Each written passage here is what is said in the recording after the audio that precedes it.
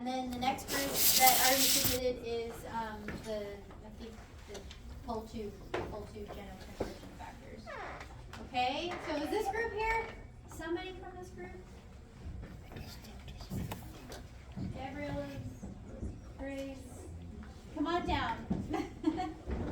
And you can bring as many people as you want. You don't have to stand here alone. Bring all your speakers.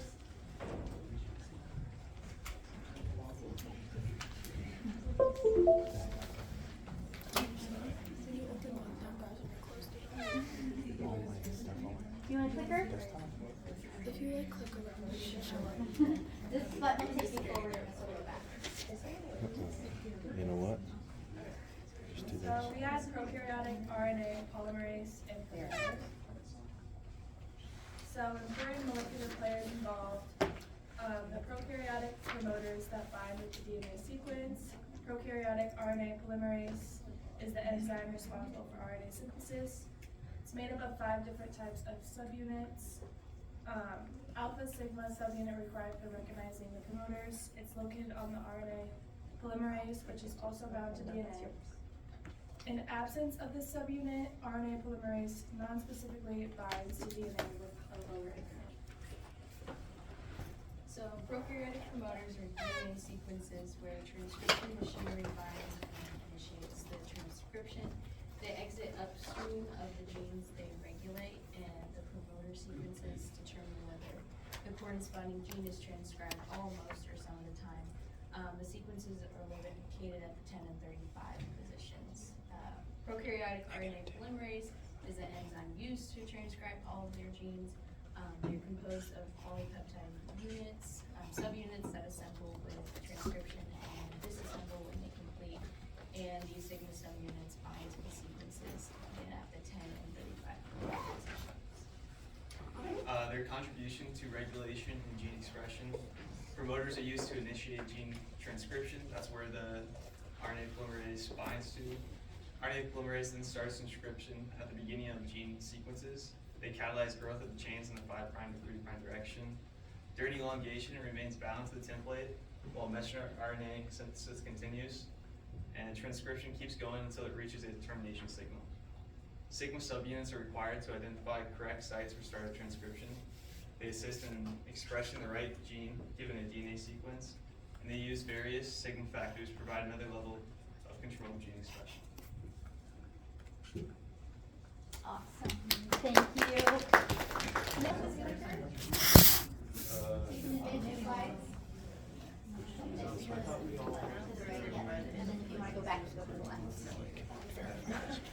All right, so let's go ahead and listen to these guys.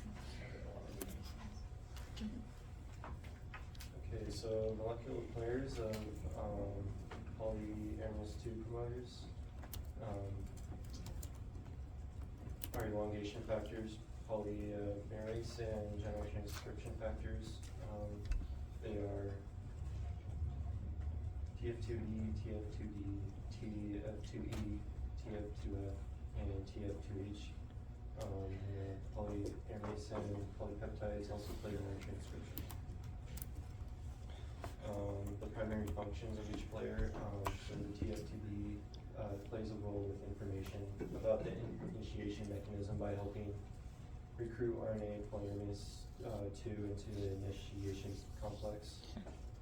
The TF2D, it's a large multi-protein that recognizes the parental sequences. TF2E, this plays a role at pre-initiation and post-initiation to elongation steps. The TF2F stimulates the RNA for initiation, and TF2H is a binding protein that plays a role in opening the promoter RNA polymerase to phosphorylation and promoter escape. The contributions to regular and gene expression, regulation and gene expression. Gene regulation is the process of determining which genes in DNA will be expressed. TF2D interacts with the gene's cofactors that are associated with activation of gene regions, and each of these factors play a role in the general initiation process of gene transcription, which allows for regulation and gene expression and structure. Very nice. Thanks, guys.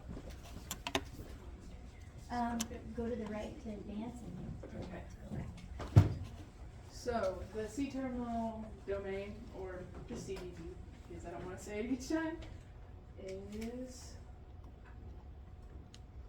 is composed of RNA polymerase 2, and like she just said, it's kind of like the big like complex that's holding all these other things together in aspect. And it consists of tandem repeats, 26 repeats in yeast and 52 in humans, or 7 amino acids with consensus sequences, such as that one. And it's a mediator, so it's a complex of proteins that stimulates transcription. And it's kind of like what we just talked about, like with the regulatory factors. I wouldn't say it's necessarily like an enhancer, but it just kind of is like adding a little zhuzh to the process. What is the primary function of each player? So it regulates transcription, phosphorylation of serine 5 in the consensus sequence of CDT by TFIIH protein kinase, introduces polymerase from the complex, which ultimately leads to initiation of transcription. So, in short, transcription. And once again, it's just like a mediator for gene expression.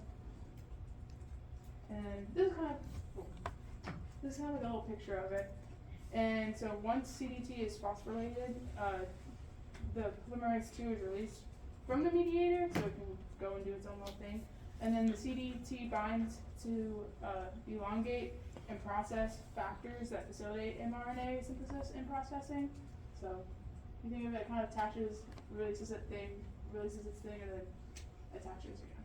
And then, so what is the contribution of these players to gene regulation and or gene expression? The mediator is directly involved in the mechanisms of transcription. It responds to gene-specific stimuli, so it can't just do it for everything. You have to have like your little secret code.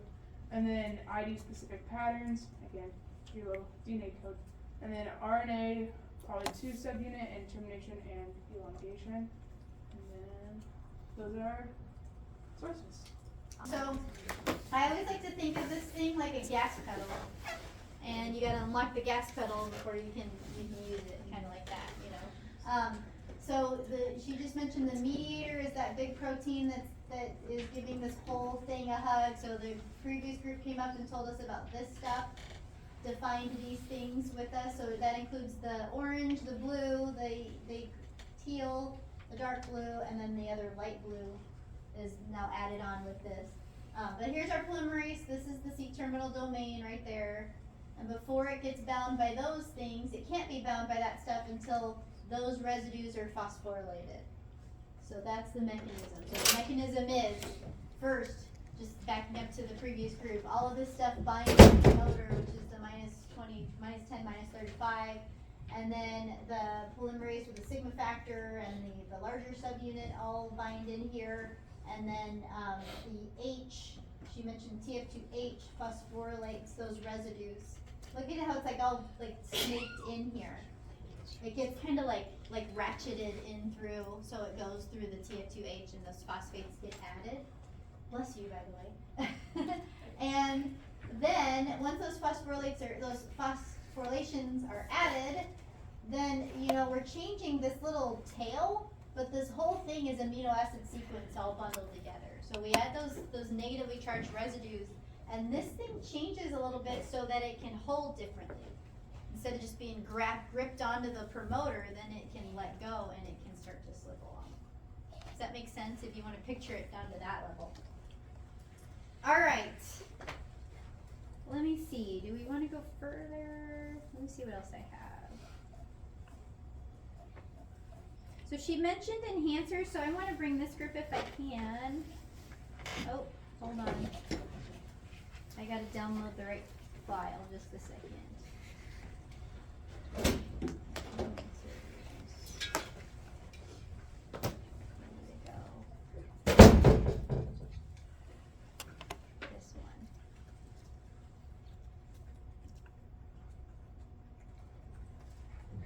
Computer is not responding.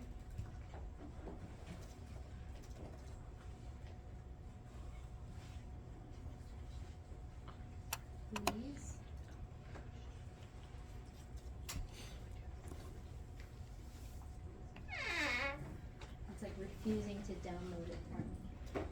here we go. I think. I was downloading it over there. That's so great. Okay. I'm still waking up. I'm still coming back. Okay. So is this group here? Yeah. You can come on down. So there was a mention of enhancer, so let's hear what these are.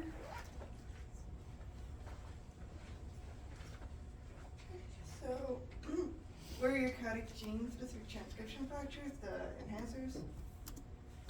So, what are the molecular players? The DNA factors, the enhancers, are DNA sequences that control and promote the process of transcription.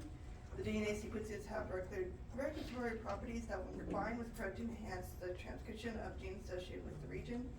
Protein factors that contribute to this are binding sites, clusters, and make up enhancers. These are bound by specific cell transcription factors, chromatin modifiers, correlation, and then other enzymes and RNA polymerase II.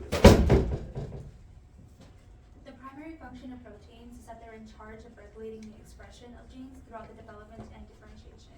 An important feature of enhancers is that they frequently contain numerous functional sequence elements that bind various transcriptional regulatory proteins. Together, these proteins control how genes are expressed.